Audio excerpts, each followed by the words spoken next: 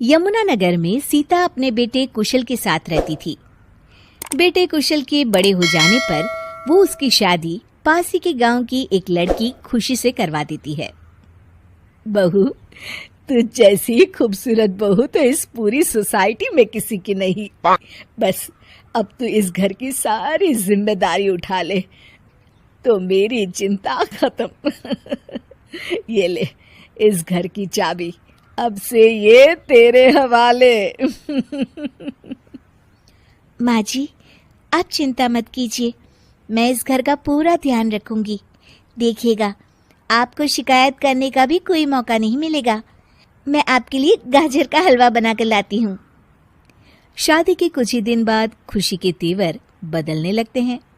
माँ जी, मैं आपसे कह देती हूँ, मैं इस घर की बहू हूँ, कोई नौकरानी नहीं जो हर समय आपकी बात मानूं। बहू, मैं तो बस ये कह रही थी कि तू हर समय फोन पर ये किससे बात करती रहती है। हर समय तेरा फोन बिजी आता है। ये बात कुशल को पसंद नहीं बेटा। हाँ हाँ, मेरी तो हर बात सबको बुरी ही लगती है।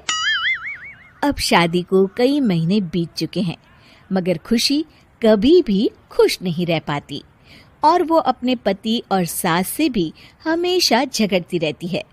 असल में शादी से पहले उसका एक प्रेमी होता है, गोविंद। वो उससे आज भी छुप छुप कर मिलती है। गोविंद, मैं अपने पति और सास के साथ खुश नहीं हूँ, चलो ना हम भाग जाते हैं। तुम एक काम करो, घर से सारा कीमती सामान ले आओ, उसके बाद मौका देखकर हम भाग जाएंगे। खुशी के पति और सास उसे बहुत प्यार करते हैं, मगर खुशी फिर भी उन्हें धोखा देती है और धीरे धीरे अपने घर से कीमती सामान को चोरी करके गोविंद को देने लगती है। उसकी सास को घर से सामान चोरी होने का संदेह होने लगता है। बेटा, समझ नहीं आ रहा, ये घर से धीरे धीरे सामान कैसे गायब हो रहा है। कौन सा सामान माँ? अरे वो चांदी के बर्तन जो मैंने बनवाए थे वो दिख नहीं रहे। यहीं कहीं होंगे माँ, आपकी बहू ढूंढ देगी। कितने बेवकूफ हैं ये माँ बेटे, इनका सारा सामान मैं गायब कर दूंगी और इनको पता भी नहीं चलने दूंगी। और इस तरह से धीरे धीरे खुशी घर का सारा कीमती सामान चोरी करके गोविंद के पास रखवा देती है और कुछ महीनों बाद उनके पास बहुत कीमती सामान इकट्ठा हो जाता है और दोनों भागने की योजना बनाते हैं। खुशी, आज रात को आधी रात होते ही तुम अपने घर से भाग कर आ जाना। मैं गांव के पुराने बस स्टैंड पर तुम्हारा इंतजार करूंगा। ठीक है। खुशी अपने कपड़े और गहनों की पोटली बांधकर पुराने बस अड्डे पर पहुंच जाती है और देखती है कि वहां तो कोई भी नहीं है। खुशी कुछ घंटे वहीं खड़ी रहती है और फिर गोविंद के कमरे पर जाती है।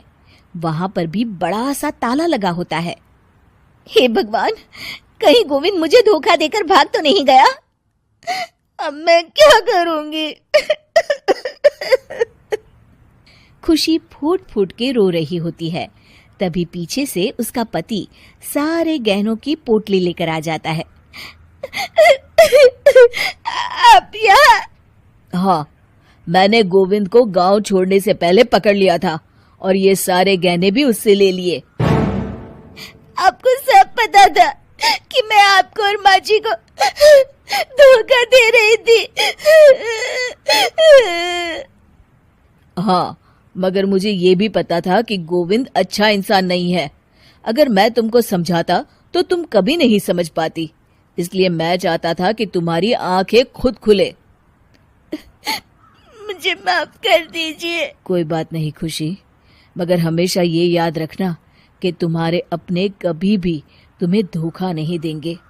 माँ और मैं तुम्हें बहुत प्यार करते हैं और हम दोनों चाहते हैं कि खुशी खुशी खुशी हमारे घर रहे, क्योंकि तुम ही तो हमारी खुशी हो। हाँ, मैं आज के बाद आपको और माँ जी को कभी निराश नहीं करूंगी।